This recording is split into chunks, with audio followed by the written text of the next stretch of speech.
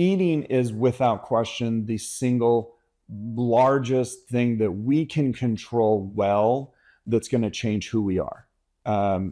We are literally nothing more than that which we put into our mouth.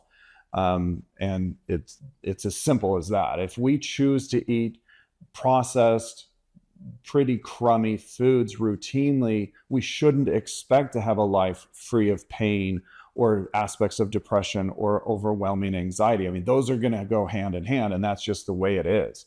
And so what we want to do is look at what can we control.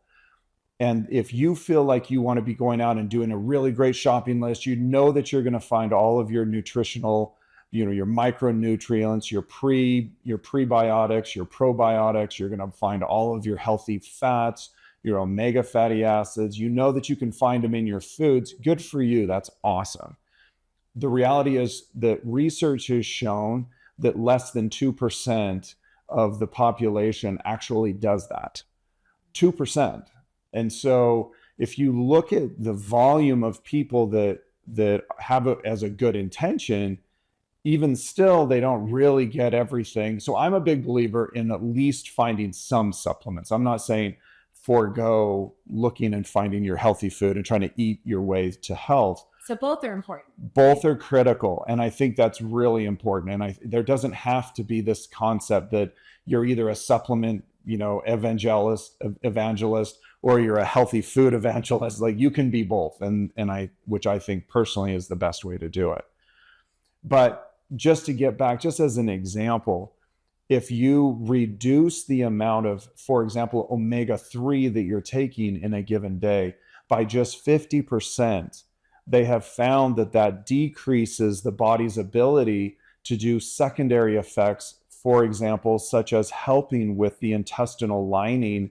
So if you suffer from things that dysbiosis causes, which is the faulty equilibrium of healthy bacteria, and that causes inflammation in the intestinal lining, and then you get that cellular separation, and you start to get the aspect where you're getting toxins and other things passing through your intestinal membrane, and you're getting that leaky gut syndrome.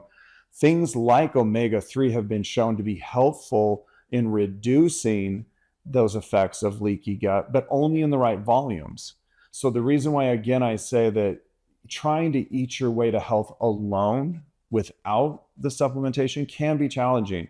So you want to make sure that you are taking your 1,500 or 2,000 milligrams of omega-3 per day.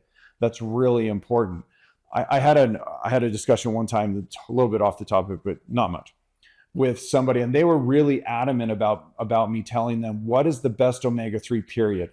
And they had quit taking their omega-3 for about 3 months because they were so adamant about only finding the best omega-3. They didn't want to take anything that potentially wasn't correct. Were they wanting to find it through like pure fish sources? They wanted it through whether it was best fish sources, whether it was farmed, whether it was pure natural. They wanted to know what was the very best. I'm not going to get into that in this discussion specifically. But what was ironic is they actually had quit taking their omega-3 altogether because they were only willing to take it if it was the optimal thing. And my answer is, you don't need to be such a purist in your effort to find a solution to your problem in health and say, well, I'm only going to take this as if it's the very best known demand. That's great if you can find those and you can afford that. That's wonderful. But don't do it at the detriment of not at least trying and making a habit with things that may not be thought to be as pure. And so that was my next suggestion to everybody is, when you start to find that you really want to incorporate these as new habits in your life, you're going to start including magnesium in your diet. You're going to start using omega-3. You're going to pull out the sugar from your diet, processed sugar, and you're going to start increasing your fiber consumption. Well, your next best question would be, okay, that's great. Which source of fiber should I take? Who makes the best fiber? How much fiber should I be doing every day? How much omega-3 should I be doing every day? And well, who makes the best omega? So that's your next logical question. Well, don't get stuck on that. Do a little research. You will find that there are great suggestions out there from people like Huberman and others who are going to say, this is what we have found scientifically seems to be the best, just go with it. Go with their recommendation. You're going to find that you'll have great success.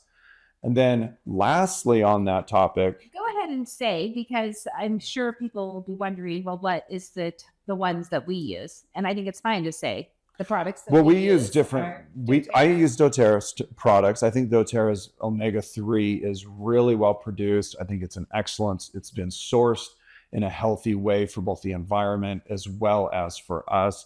So I like their omega-3. I think it's great.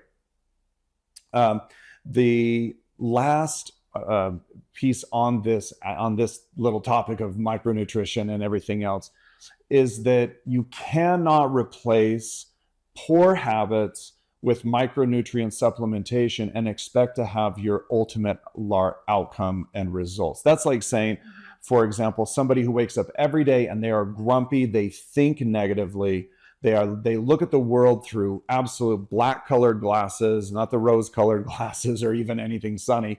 It's just always negative.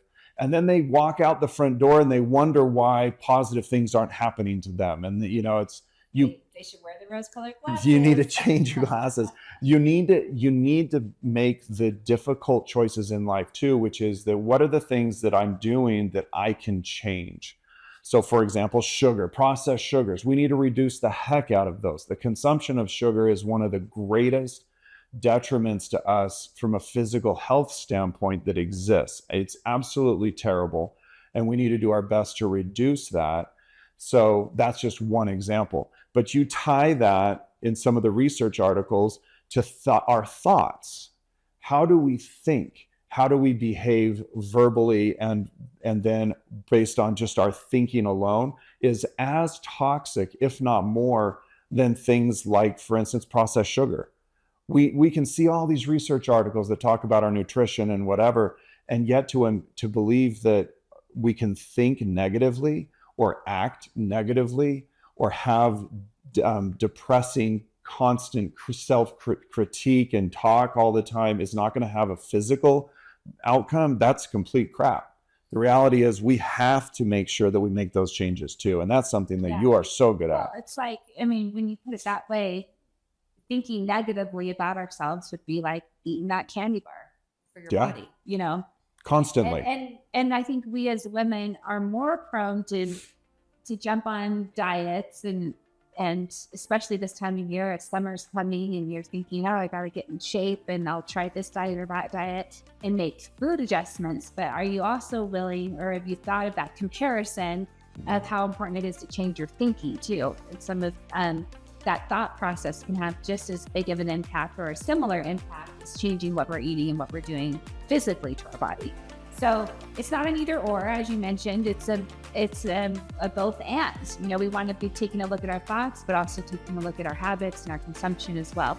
So just to cover, so to be more well-rounded, it's not just what we're putting into our mouth and what we're eating. There's some other really great habits that we need to do for our health for optimal happiness. I know one of them is sleep.